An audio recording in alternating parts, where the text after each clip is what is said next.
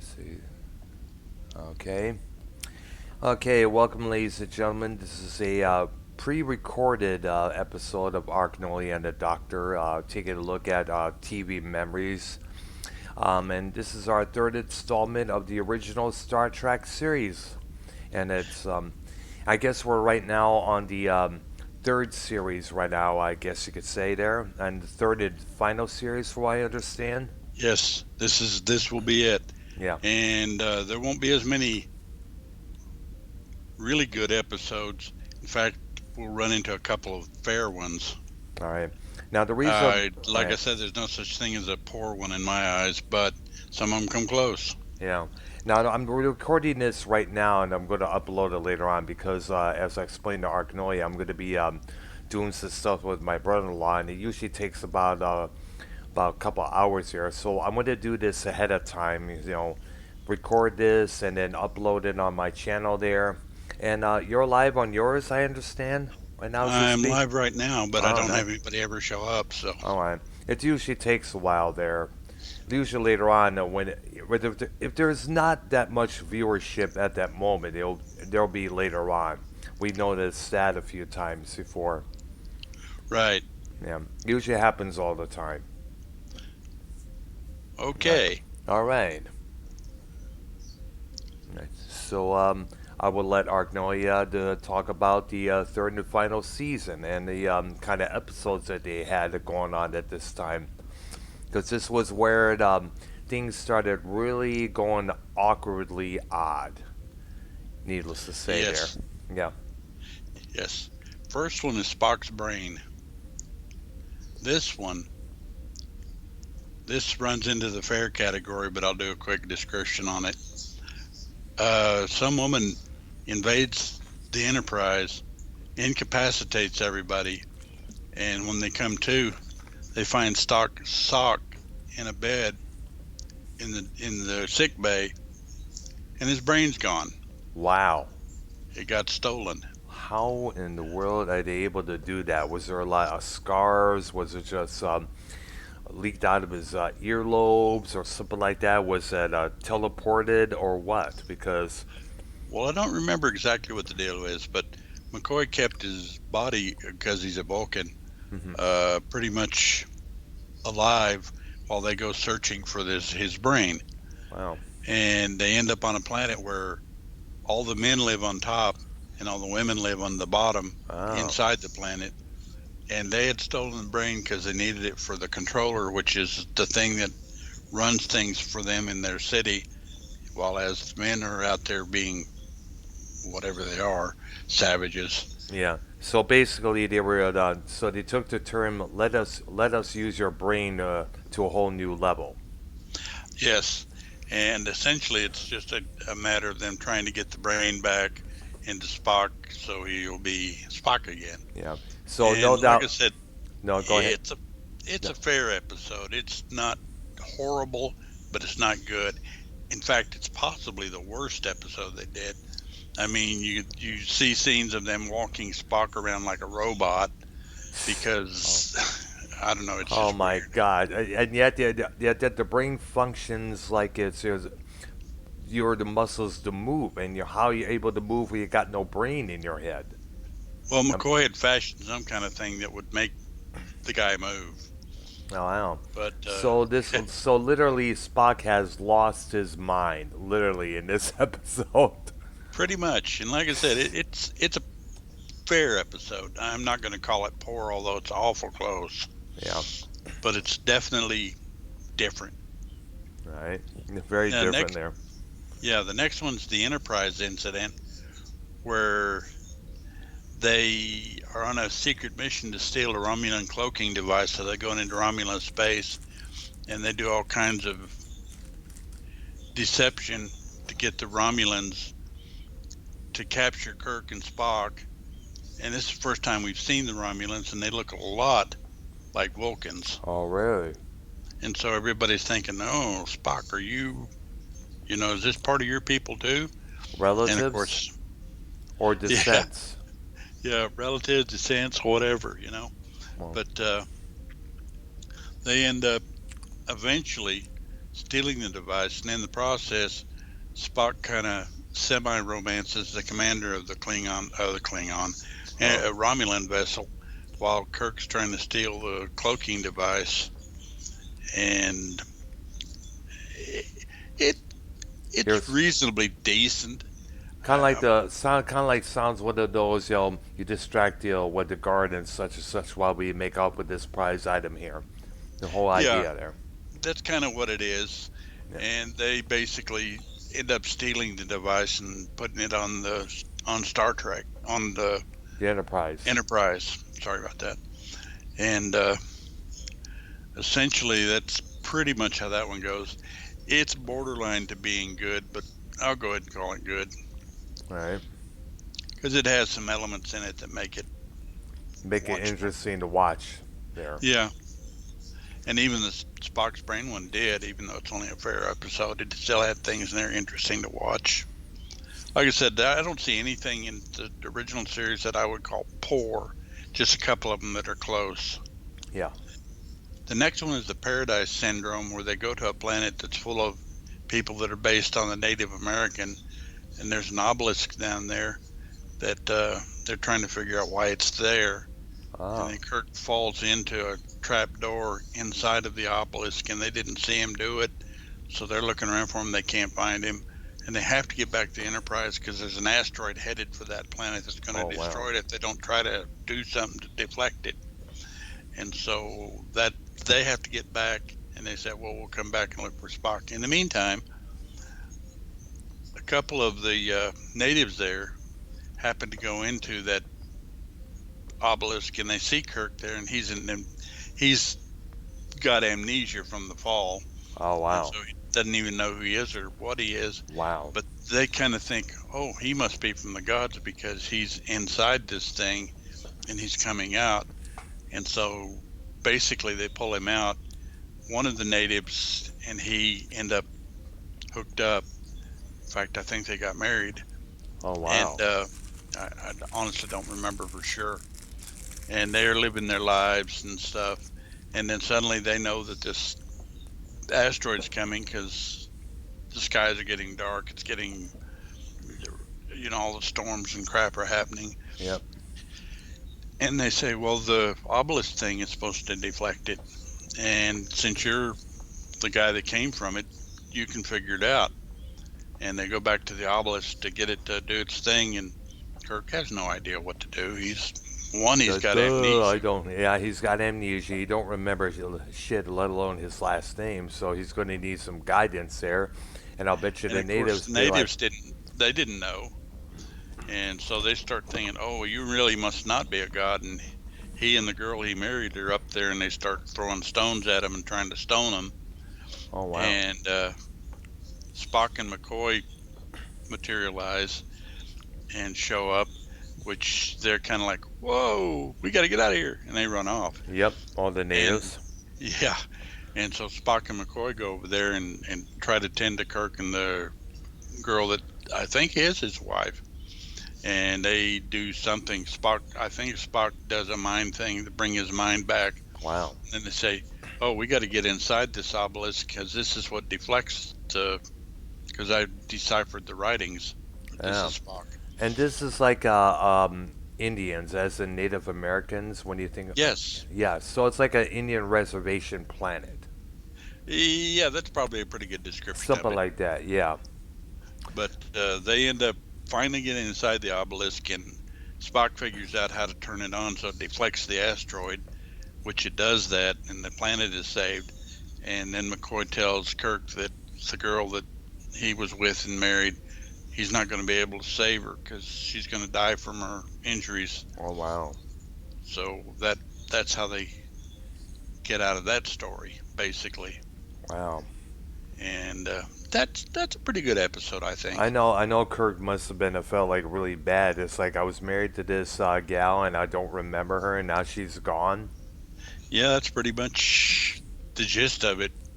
Yeah. So it's not going to affect him because he doesn't even really know who she is. And keep in mind that this is probably the only time we'll probably see Captain Kirk in marriage, because with a lot of, according to legend, he's been a notable player intergalactic player when you think about it.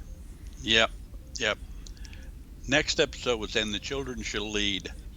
They go to a planet where they have a bunch of people there with families and such, and when they get there, all the adults are dead, and the children are the only ones that are alive. And basically, there's this being that's controlling the children and killed off the parents because they couldn't control them. And he can control the children, and so he kind of figures out a way to get them on board the ship. Well, they're going to get on board the ship. They can't live on the planet by themselves, obviously. Nope. And when they get on the ship, the being's trying to get them to take over the Enterprise so that they can fly him to a planet that he's wanting to go to.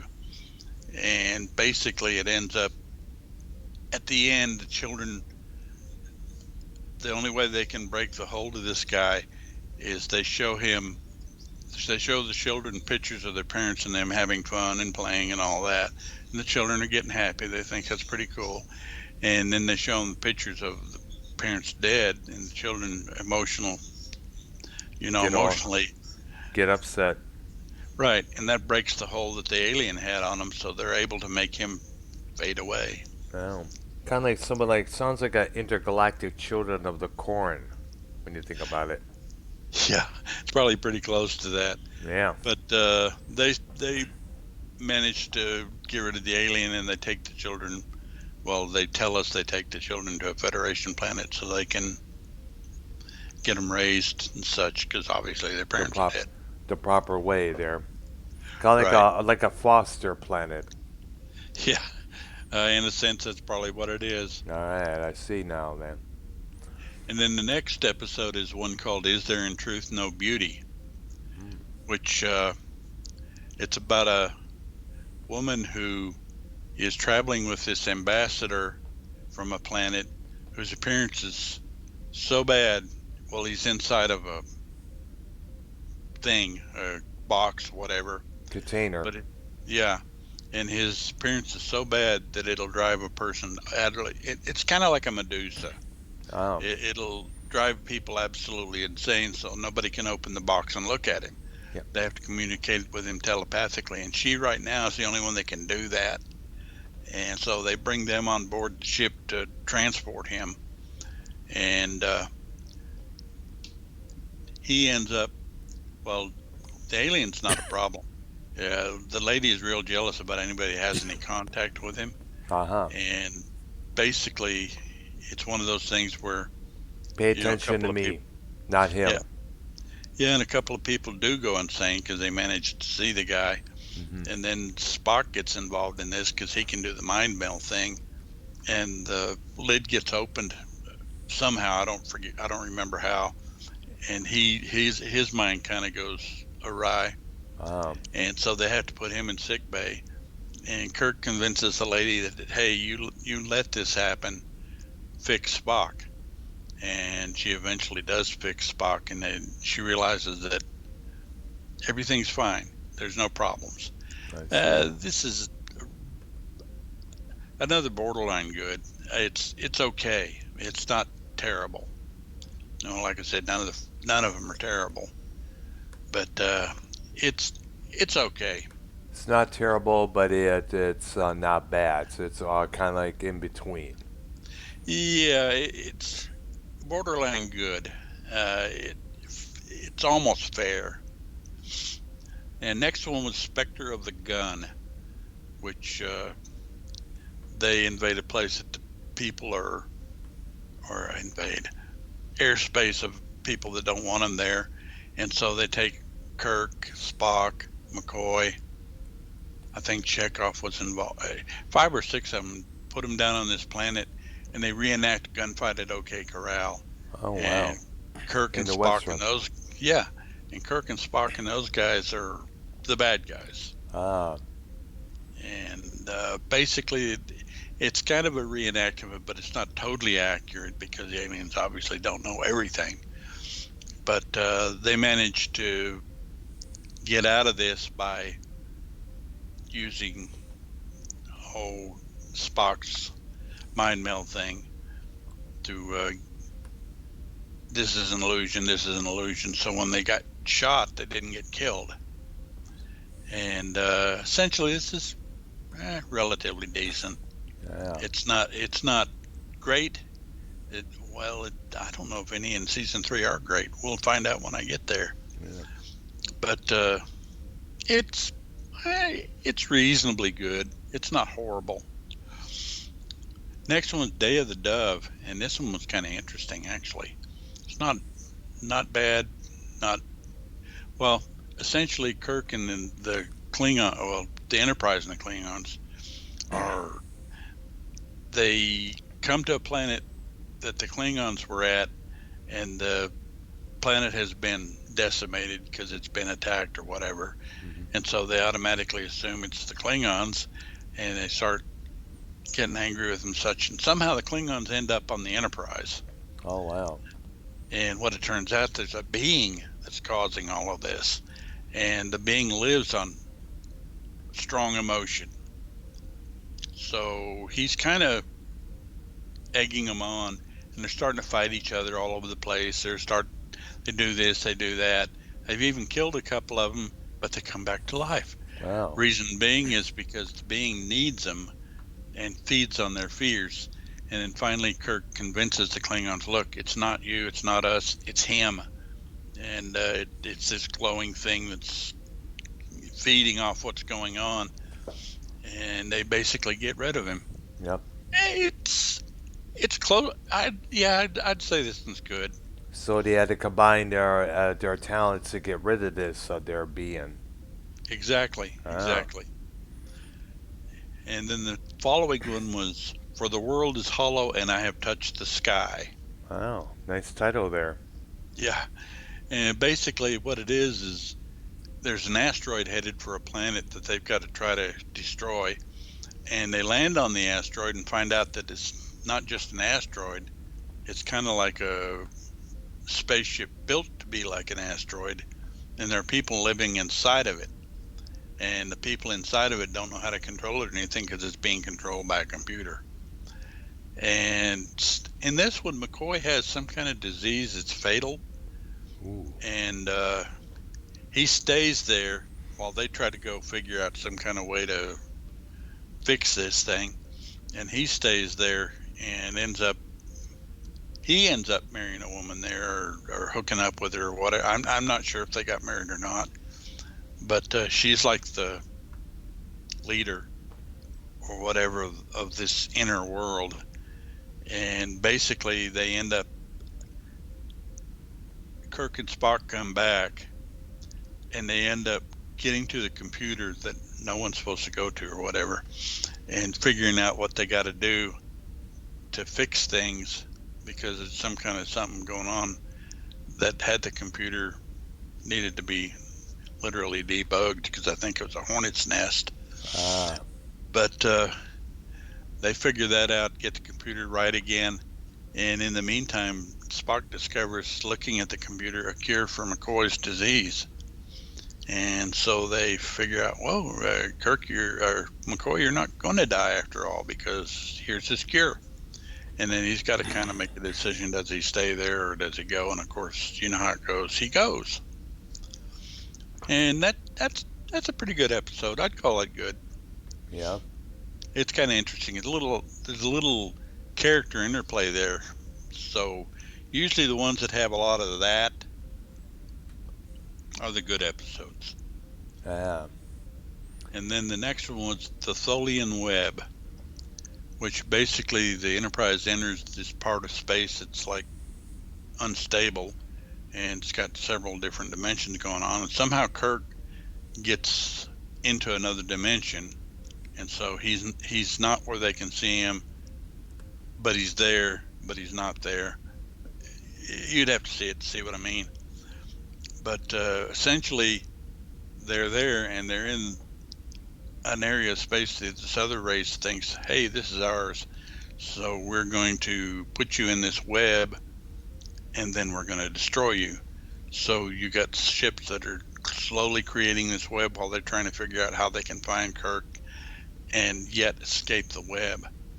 And so essentially, they spend the whole episode trying to trying to find Kirk and get him back so they can take off. And you know how it works. They find him, get him, and in the nick of time, get free. But that's not a bad episode.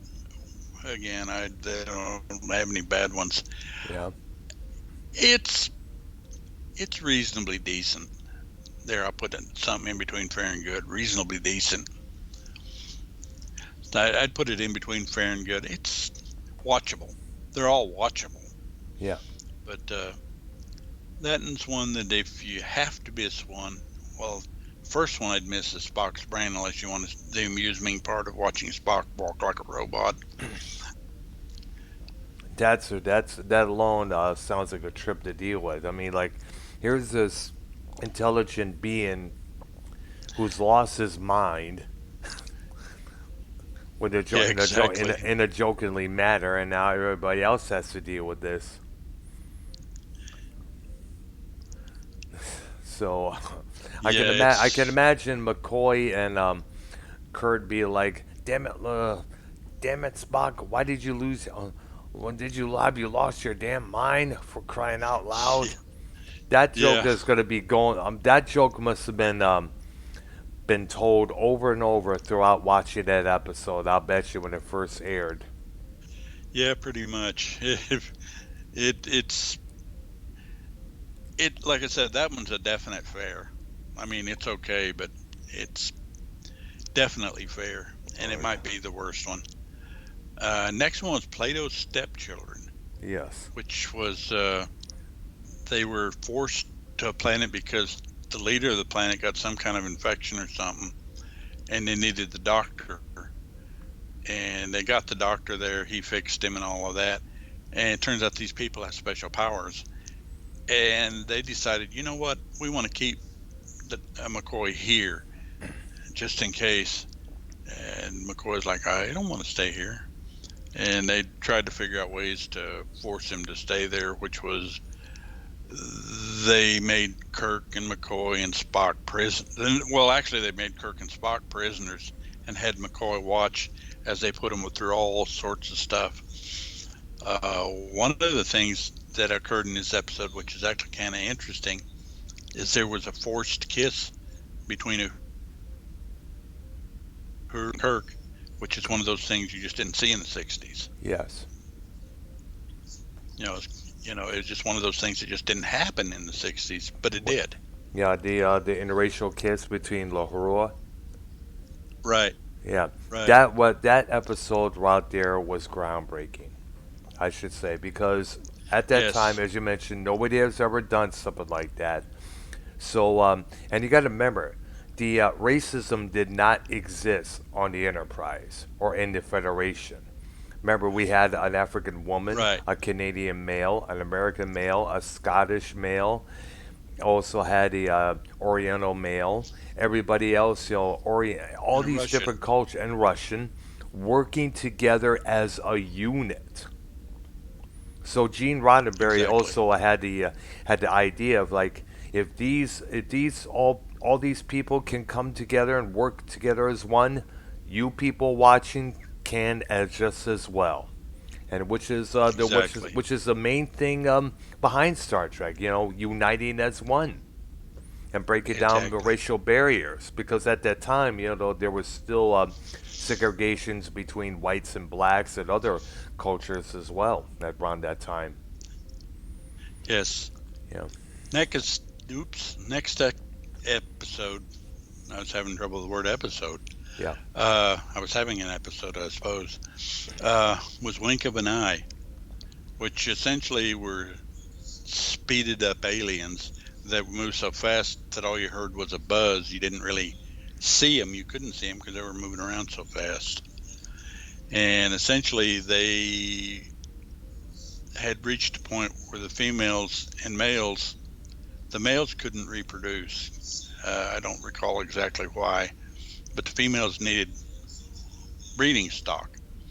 So they basically started with Kirk, sped him up so he was in their world, and were trying to establish him as one of the people. And then they had others, but they had to be careful because if any of the people that they speeded up got hurt in any way, they would immediately die. Wow. So, They were forced to take their time. yeah, and essentially it ended up, of course, they figured out a way to get Kirk back to being slow again, Yeah. and His normal self. essentially, yeah, and essentially defeated them, put them back on their planet. I see. That that was that was good in its way. That wasn't a bad episode. I call it a good one. The next one was the empath. This one's about a planet where they had a girl there that the beings were trying to make an empath because they needed her to be an empath, and essentially they were trying to get her trained or find out if she had real empathy and could heal people and things of that nature. And so they basically tried to they used Spock and well they used McCoy as it ended up uh, and injured him really bad Wow. so they could see if this girl would do something about it because of course when she's an empath she's going to take on the pain and the sores and the whatever. And so it ended up she actually did it and saved McCoy and the people were happy and all of that. And that's good in its way. That was a good episode.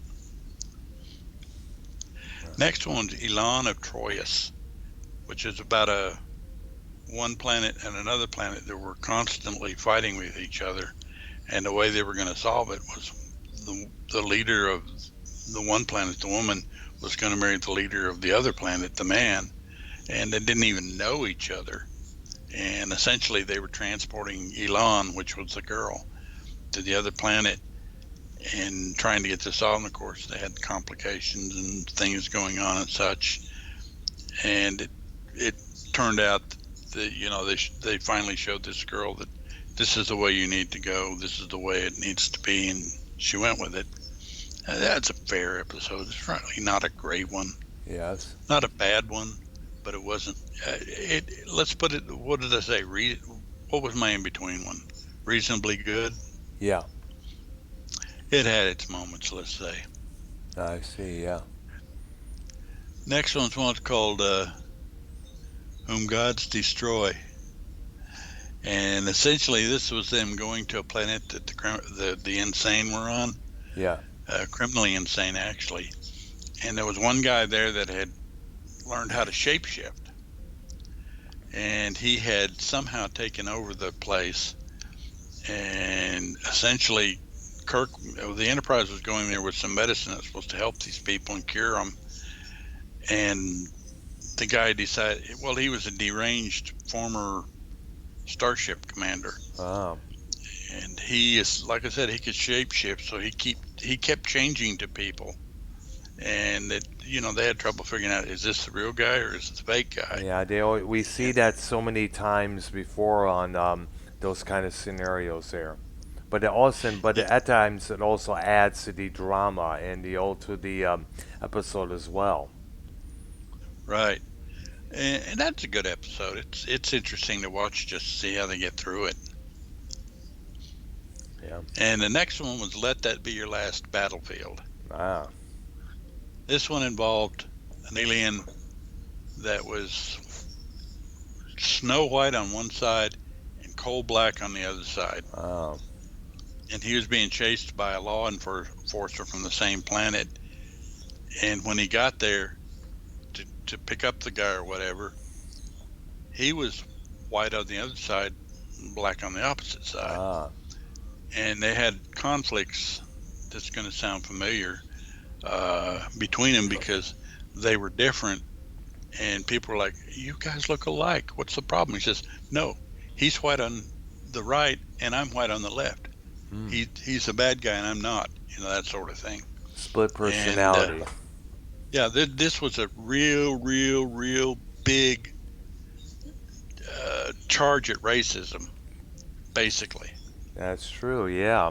When you think about it, yeah. And essentially, they kept trying to take him to the Federation so he could make his case that he could take the guy as his prisoner back to his home planet. And the guy didn't want to do that. He wanted to take him right then. Uh, So essentially, they ended up eventually going to that home planet. And when they got there, everybody on the planet was dead because they had all killed each other due wow. to their It's battlefield. and in their insanity as well. Yeah, and essentially when they got there, that's the hint where the title came from, is they both escaped and went to the planet, and they ended up fighting each other over nothing essentially because they were the only two left, and that's why it was their last battlefield. Wow. Yeah, that's actually a good episode, if nothing else on the subject matter.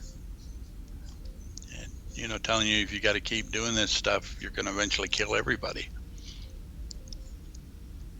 Yep. It's in a sense, it's got, I think, a pretty good message. It does. And next one was the Mark of Gideon, which there was this planet that they got to that nobody died, everybody lived. Wow. There was no disease, nothing. Everything was great. You think wonderful until you figure out that nobody had a place to live because everybody was there. Yeah. Overcrowding of the population. Where are we going to put all these Essentially, people? And then, essentially, and the reason, and they kidnapped Kirk, and the reason being is somewhere in his past he had some kind of disease that they had no cure for. wow. So they were trying to figure out a way to infect people with it so that some of them would die Wow. because the people didn't want to live like that anymore. Yeah. How would you like to live where no matter where you go, no matter what you do, you're bumping into somebody? Yeah. Usually it's But somebody you don't like or get along with, let alone have a place to stay because, as I mentioned, that's overpopulation. And that's where all these, projects and slums come in. Fit as many people as you can into one place there. exactly. Yeah. And But that would be a bit, and essentially, that would be a bitch when you think about it there to deal with. yeah. And of course, this one had the love thing because the girl they were going to infect, they put with Kirk so they could kind of get together and all. Uh, and she was supposed to get it, and she did, and actually end up getting it. But they cured her. But Wow. they went ahead and put it out for the planet so people would start getting it. They'd let some of them die, I suppose. Wow. Never made it clear. uh, Actually, that's a decent episode. I'd call it a good one. Yeah. Next one was one called That Which Survives. And basically, they go to a planet that's pretty much abandoned. And they go down there and start investigating. And one of the people goes off. And this woman shows up and says, I am for whatever the guy's name was, touches him, he dies. Wow. And essentially another one beams up on the ship and finds somebody and does the same thing, says, I am for whatever the guy's name was, touches him, he dies. Wow. That is And something. they go through whatever all they go through, and they find out that this woman is being generated by some kind of a computer that's supposed to protect the planet, and she's essentially trying to protect the planet. And she came there, and while the three or four of them were standing there, and she says, I am for Sulu. And she goes to touch Sulu, and Kirk gets in front of her to stop her. She touches Kirk, and nothing happens. And they figure out from that well, she's made specifically for certain people. So essentially, they end up. That's how they fight her off. Is each time she shows up, they ask who you here for, and she'll tell them, I'm for Kirk or whoever, and the others will protect him and keep her from touching him. Ah, And they eventually solved the problem, but you know how that goes. that's right. And after that was, oh, I forgot to tell you, Yeah. I'd, I'd call that a good episode, I think. Yes. Uh, the next one is The Lights of Zatar, which involves a bunch of beings that are lights. That Oh, mites. lights. Oh, lights. Okay, I thought you said mites for a second. I thought these were like little bugs there for a second, but these are So like lights, as yeah, in just shiny flashing little, little lights, right? like a little flashing orbs. Needless to say. And Mm. essentially, as you go through the episode, it turns out that they're beings that's all that's left of them, but they want to live out their lives, and so they're trying to figure out, oh, let's try to see who we can invade because there's certain people that are a certain way that they can get into them and live their life through these people, but in the process, obviously, they destroy the people. Oh, So essentially, they spend the episode trying to figure out how do we get rid of those lights and save the people. That's kind of like living your life through somebody else. Yeah, that's a reasonably decent episode. It's not wonderful, but it's not bad. Kind of makes sense when Next, you think about it. yeah, next one is Requiem for Methuselah, which they go to a planet and they find this guy there by the name of Flint that they need some minerals on this planet and he's going to get them for them and or let them get them or whatever. And as they're doing all of this, they discovered this guy is interesting because they saw a painting that well, Spock knew it was Leonardo da Vinci, but he said this is a recent painting, and it turns out that the guy is like 3,000, 4,000 years old, Wow. never aged, and he was Leonardo da Vinci, he was Wow. Brahms, he was lots of other people, and just kept changing, I guess, as it went on, Wow. and decided eventually to I got to leave Earth, and went to this planet where he'd been living. It hadn't been very long, and he created, I don't know whether you call it an android or what, for a companion that was a girl, but she didn't know she was a companion Yep. or a robot. And her and Kirk kind of, Had a well, they little. say fall in love. Yep. Mm-hmm. Yep. And Kirk being the player again. yeah, Kirk wanted to keep this one though. Oh wow. And of course, the old guy didn't want that to happen because Yep. that's his girl. I And see. then Yeah. they discover she's a, and they discover she's a cyborg or a Yeah. whatever, Yeah. and Kirk wants her to come with him anyway, and the guy wants her to stay, and so they end up, telling him decide, and it's like she wants a little of both, I guess you'd say, and it essentially kills her, Wow. and so of course, they figure out when they get on board the ship that the guy's starting to age normally and will eventually die at this point. And so it's like, well, that's kind of what he wanted anyway. So that's actually not a bad episode. I'd call it good.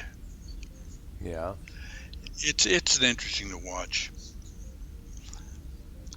Then the next one was The Way to Eden, which this is the one where they had 7 people that had stolen a shuttlecraft, Yeah. and they were looking for Eden. And so essentially, the Enterprise caught them, took them on board, and it turns out one of the 7 was the son of some big shot ambassador or whatever. So they had to treat him with kid gloves. And of Ah. course, these guys are what you'd call space hippies. I mean, they were, essentially that's what they were. Space hippies. Hey man, let's do some space loots and fly to the stars. 3,000 light years from home. Could remember that That, Rolling that Stones song? Actually, it's 2,000, but that's cool. 2000, yeah, that's right. But you get the idea there. Man, I'm Yeah, tripping in space, dude. That's what I think of when I think of the word hippies there. but that's essentially what was going on with that one. And one of the other people Yeah. turned out to be a former love interest of Chekhov's that Oh. she kind of, well, he kind of, and she kind of, that they were talking. It was like, why are you with these people? And she was like, well, I want to be with these people because, and it was the typical hippie stuff. Oh, Or yeah. it All would, the it's peace, the only the way I could love. Yeah. equate it. Yeah. Yeah, it's the only way I could equate it. But they ended up finding a planet that was apparently Eden, but it wasn't. It it seemed like Eden, Yeah. and these people, the seven, managed to get hold of the shuttlecraft again, and they got down to the planet. They found out it wasn't all it was supposed to be because all the fruits and stuff were poisoned, Wow. and it was killing them. And well, it killed a couple of them, I think, and some of the others were like, "Oh, it wasn't all it was cracked up to be, I guess," I and they believe, took man. back on them. And that's a good episode to watch. It's an interesting episode. And the next one was one called the Cloud Minders, which essentially he needed to get some plague fighting minerals from this planet that were done below. And the reason they called it Cloud Minders is because the people down below took care of the mines and did all the things that they needed to do. And the people up above ruled, and they ruled the cloud minders. They were in the clouds, and the people in the clouds were like serene and stuff, and the people on the ground were always in a rage. That they were just, uh, I don't know how else to describe them other than they were Piss, always angry, and piss they got off, nothing. piss off all Yeah, and the cloud minders 24/7. got everything. Yeah, and the cloud minders had everything, and they had nothing Wow. essentially. Jealousy, But it entitlement turned as out there was well. some kind of a gas in the mines that was causing this. And so Kirk was trying to convince them that they need to give these guys gas masks so they'll go back to being regular people, Yeah. and they could live up in the clouds or on wherever they wanted to live. It wouldn't be a problem.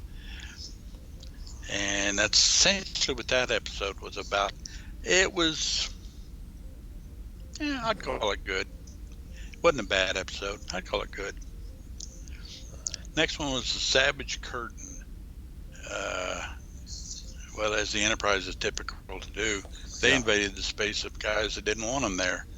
And so they grabbed Kirk, Spock, and put them on a planet and conjured up Abraham Lincoln and a Vulcan, but I forgot the name of the Vulcan. Ah. That was one of the great Vulcans of all times, kind of like Abraham Lincoln was to, Kirk. Essentially, they pulled them from their minds. And they were supposed to fight good versus evil. And the other side had four of the evil people in history. And Wow. so they had to figure out how to fight these people and all of that. And essentially, it's another one of those stories where, of course, the good wins. And rather than kill the people like the others wanted, uh, they were like, "Oh, we're not going to kill them, but you know, we've beat them. Let them go back wherever." And of Let them go course, back the in shame. alien, Let them go and of back course with the their aliens. heads, with their tail tucked between their legs once again. Yeah, and essentially the aliens were like, "Hey, maybe you are good after all. We'll spare you." Yeah. And they let Kirk and Spock go back. That's good. Yeah. Definitely interesting there. All Yeah, right. that was a good episode. Yeah. Uh, Next one is called All Our Yesterdays. Wow. And essentially, what this one was they travel to a planet that's fixing to blow up, explode, whatever. Wow. And they get down there and they go to the what's called the library, and they only find one person. And the guy is just saying, "Hey, I'm not going. We're not going. Everything's good. We're cool." And Kirk hears a lady scream, So he runs and he jumps into what turns out to be a time portal. And he's suddenly transported to like 17th century, whatever, on this planet. And of course, McCoy and Spock were, how do we get to him? And the guy says, you can't. And so they jump through, but they end up in the Ice Age. And essentially, it's one of those things where they jump through unprepared, as what's the words were used, so that they could only live there for a few hours. Well, after Kirk solves whatever the problem was, he ends up getting back because he was helped back, and he essentially tries to get that guy there to help him find Spock and McCoy. Wow. And he he ends up they end up coming back, but Spock, because he had gone back in the Ice Age, he reverted to how the Vulcans were back in those days, which were savages and such. Wow. And it took a lot to get him back, but they eventually did get him back. And Oh, they when they were, got back, and boy, were they in a shock. yeah, and when they got back, of course, Spock went back to himself and such. Wow. Um, they were basically saying, "Hey, you got to go with us." And the guy says, "No, I can't." And he says, "I've been prepared." And he jumps to the port, and there's nobody left. Basically, they prepared for their end time by going back in history. Wow. That's actually a pretty good episode. Yeah. Not bad. And then the last one The very is last called episode.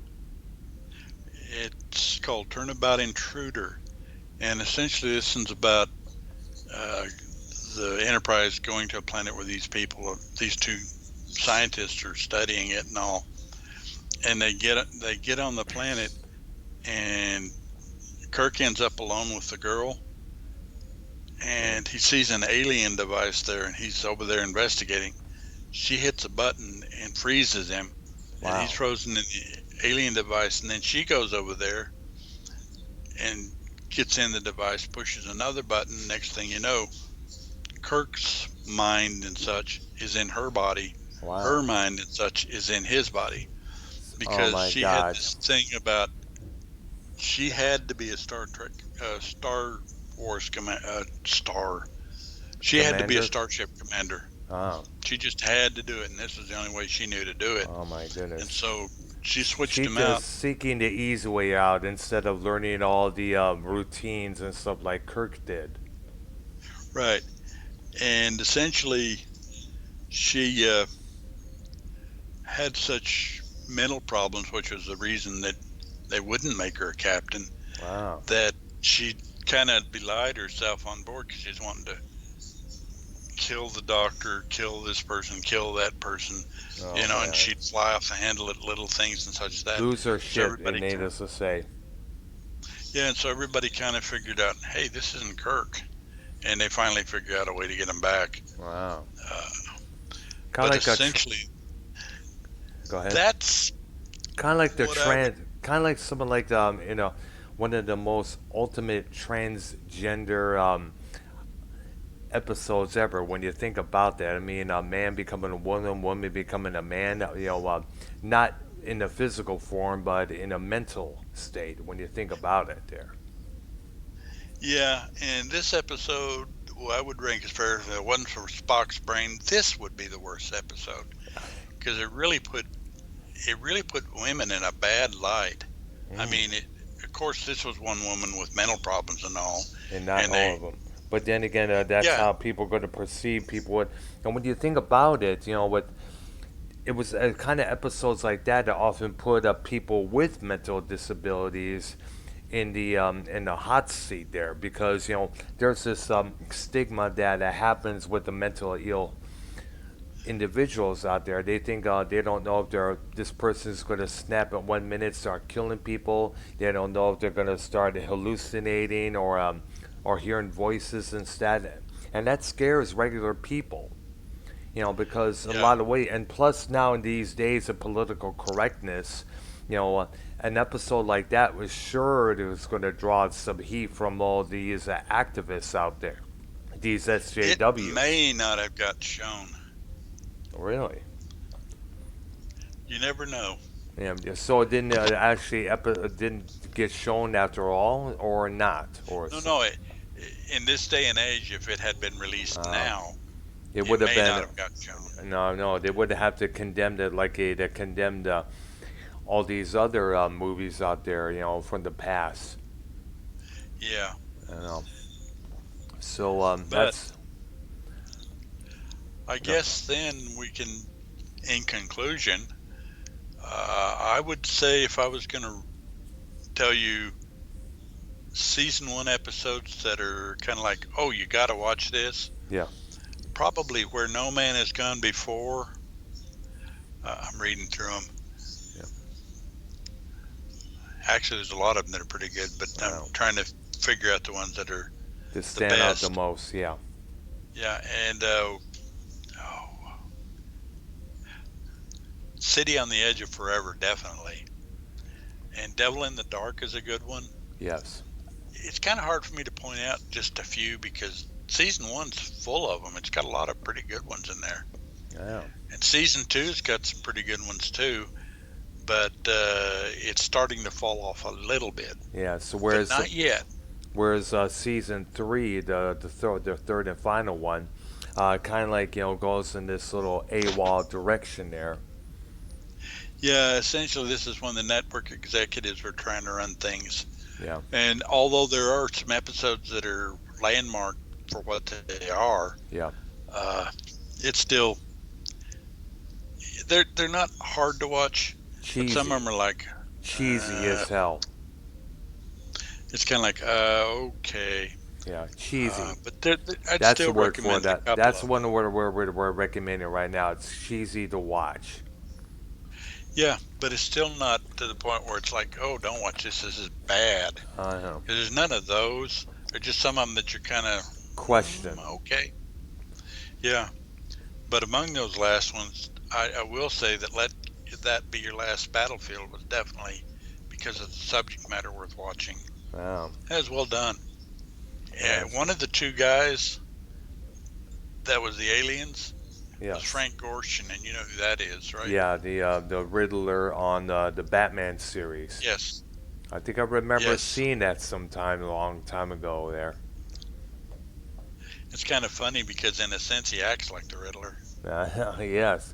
But bring this some of that character into this new character. I guess that's how it was done. Yeah, every once in a while you could see him do stuff going, Riddler, Oh yeah. because he did it about the same time. Yeah. Because Yeah. this series and Batman were on generally around the same time. Yeah, but of course I think it was on different TV stations. I think Batman was on I think ABC so. network and Star Trek was on NBC. I believe that is correct. Yeah. And actually, The Way to Eden was decent. Yeah. Yeah. So the season three is not like, oh, I'm not going to watch that. There's still some worth watching. Yeah. And the beauty of watching the original series was, other than the two part of the menagerie, none of these episodes were connected in such a way that if you missed the episode before, something was going to get away with you in the next one. Yeah. They were standalone.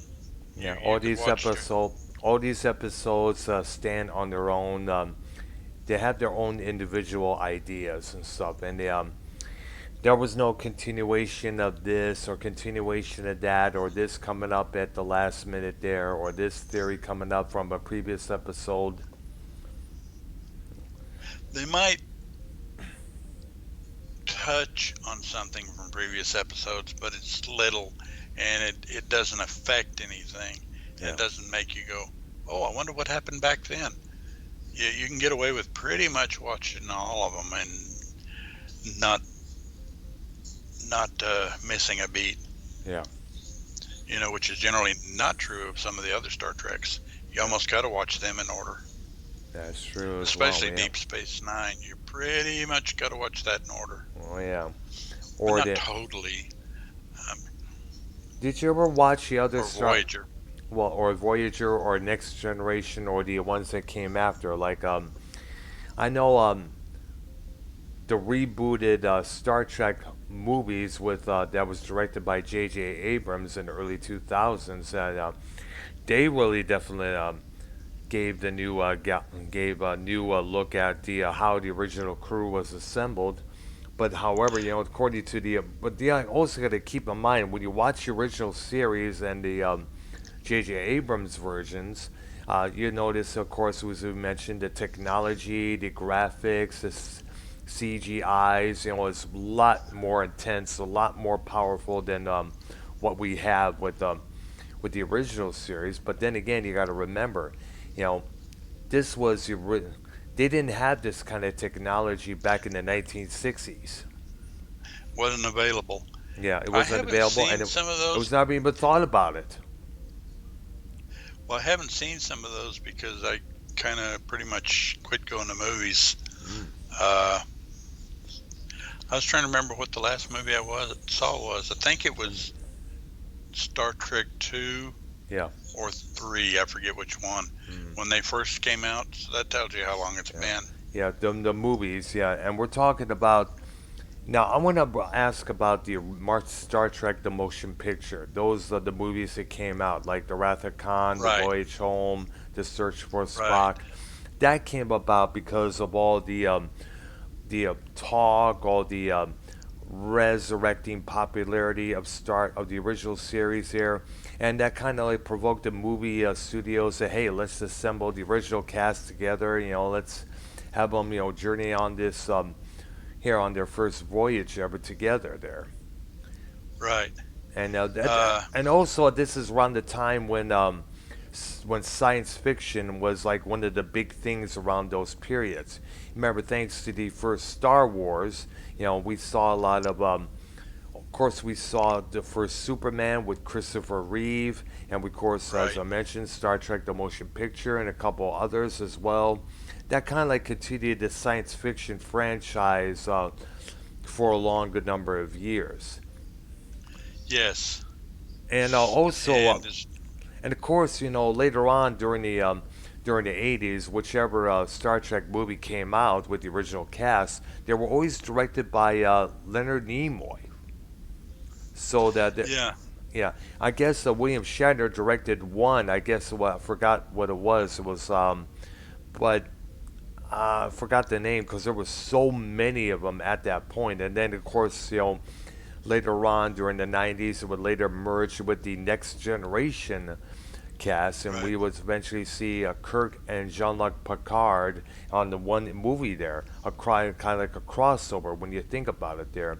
And eventually, Kirk would later dies in, I guess, what it was, Generations or something else. If I'm correct. I believe that was the one. I Yeah. honestly don't remember. And of course, Star Trek: The Next Generation would last way longer than the original series. There was up late, Yeah, I think how that many was 8 or years? 10 seasons. Yeah, it did.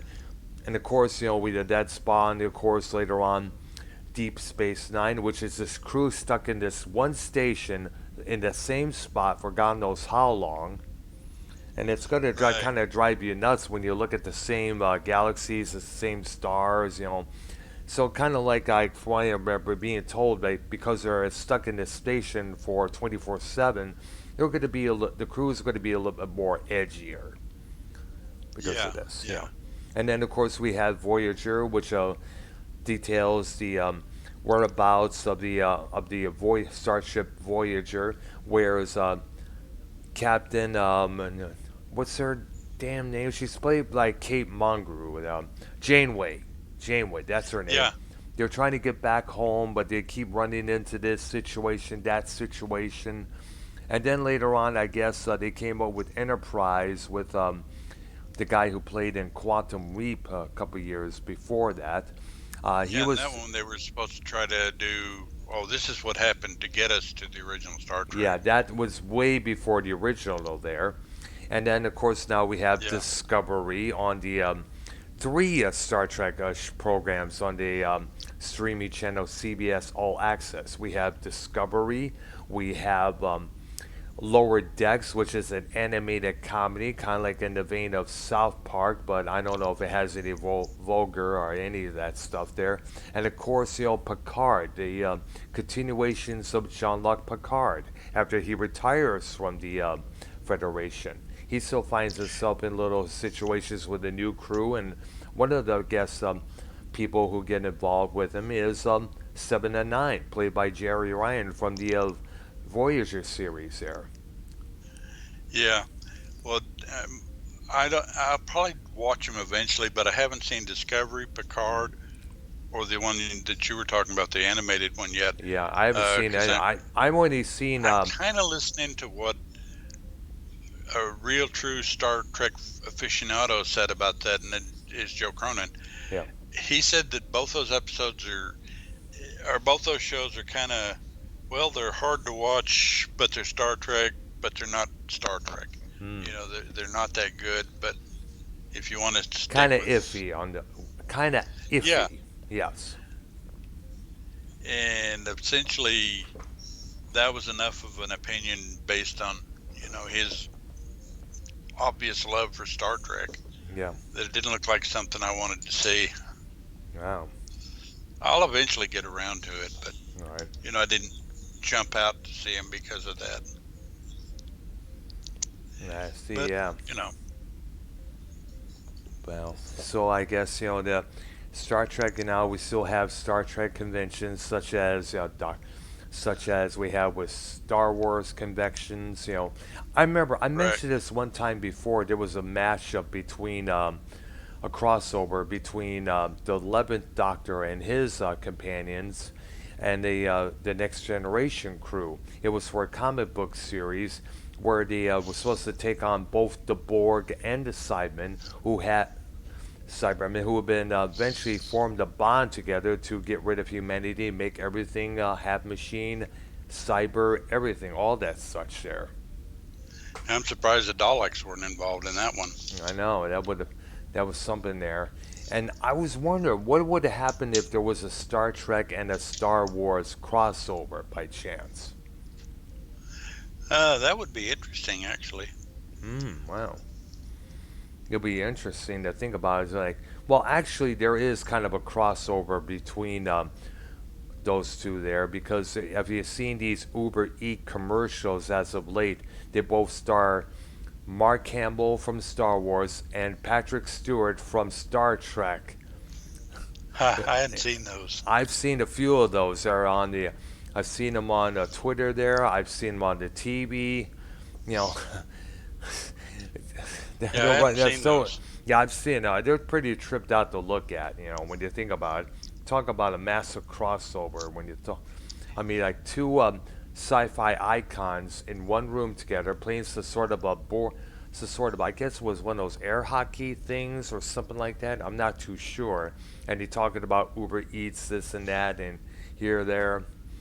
It's a commercial, basically, no matter what. But whoever came up with that idea of having those two together pretty much had it spot on. Yeah, You know. So if you're watching TV and those commercials come out, definitely check them out. They're worth interesting to see. yeah, that they are. Yeah. Yeah. Well, So I just saw a list. I just saw a list of the seven. seven No, it's what? six movies that were based on the original Star Trek. Yes. There were a lot. There The were a first lot of one, them. the first one was Star Trek: The Motion Picture. Yes. Then the Yeah. second one was named Star Trek Two. Oh yeah, The Wrath of The Khan. Wrath of Khan. Number three Then Star was Trek Three, the Search for Spock. Search for Spock, and then Star Trek 4, The Voyage Home. Right. Star Trek Five was The Final Frontier, Mm-hmm. and then six was The Undiscovered Country, which was the one you talked about where they mixed them. Yeah. The Next Generation, Yes. The crossover. and those are each is good in its own way. It's Yeah. got good things about them. Yeah. There's not what I'd call a bad one in the bunch. Although the very first one of the bunch might be the worst, but it's still a good film. Mm.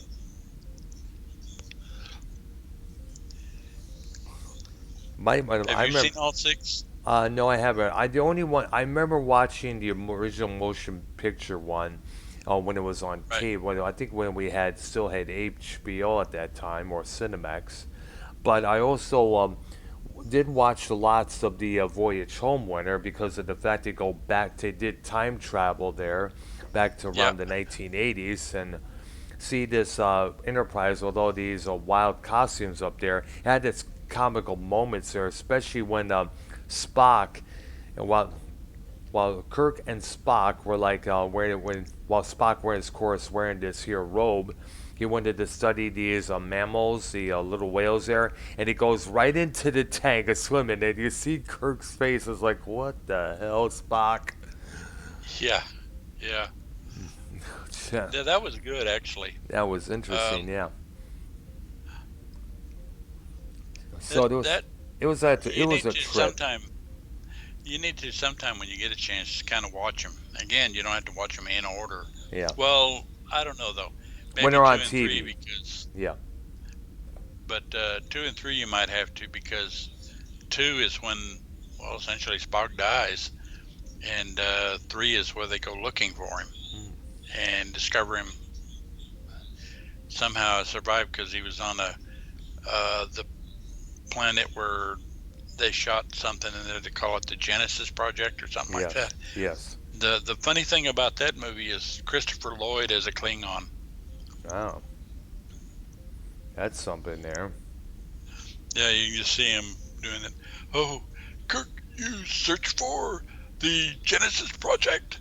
Oh You boy. know, your That captain. sounds like something like Doctor Who when you think about it there.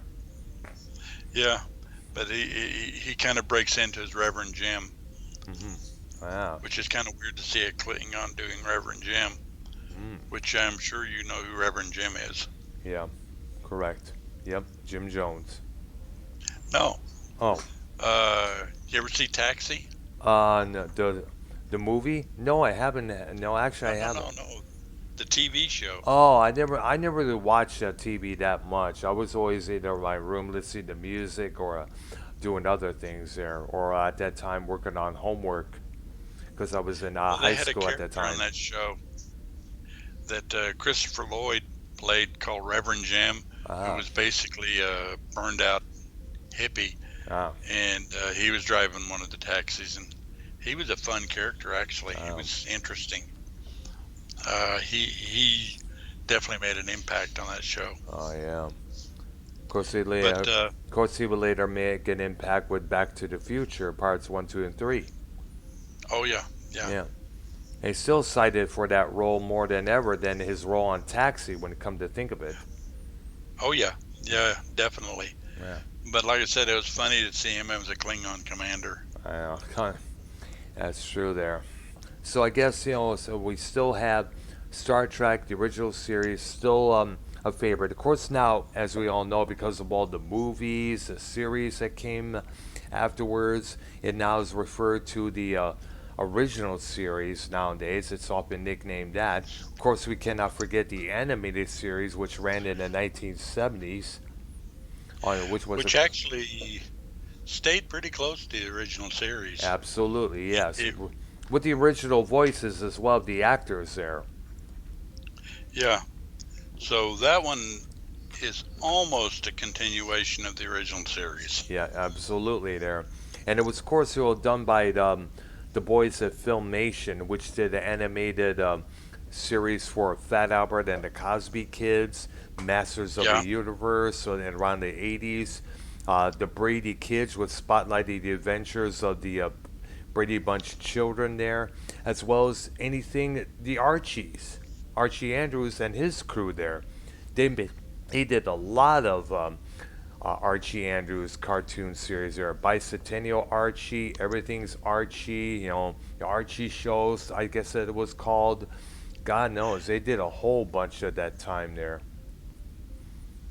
oh yeah, Now, yeah, so Star Trek once again is going to carry on along with Doctor Who and Star Wars. There, one of the big three sci-fi franchises, as I christened before many times. You know, yeah. yeah. So I guess is I guess we'll end this episode right now. I got to get going and do some things here. That's why I wanted to get this done ahead of time here.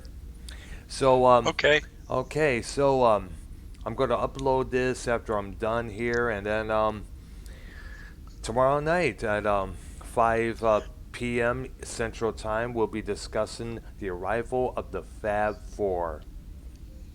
Yeah, and we'll kind of get into that. And I'm pretty sure that's going to carry on to the next one. Yes. I don't think we can get it all done in 1 hour. No, we can't because because the stories, the theories of the Beatles, it's gonna the, so much in the Beatles you could talk about for ages when you look at Yeah. it. From how they have how their manager was, all the controversies that surrounded them, from the Paul is dead to the breakup to what John Lennon said about them being bigger than Jesus Christ. There was a lot of things that we could discuss with those guys. Yeah, not And even how, get into well, we're going to get into the music, but absolutely, yeah, because they did a lot. They did a lot of great, great songs. They're great albums. And absolutely. all right there. So once again, for myself and Arknolia Stroke Bean, this is Arknolia and the Doctors. Our last installment of the original Star Trek series. All right, everybody, guys have a good one. All right. All right, and we'll see you tomorrow at 5. All right then. And once again, subscribe to Argnolia's Stroke Beans channel. Subscribe to my channel, and also check me out tomorrow night on Real Swuck TV soon afterwards. All right. All righty. All right. We'll talk to you tomorrow. All right. Bye bye. Bye.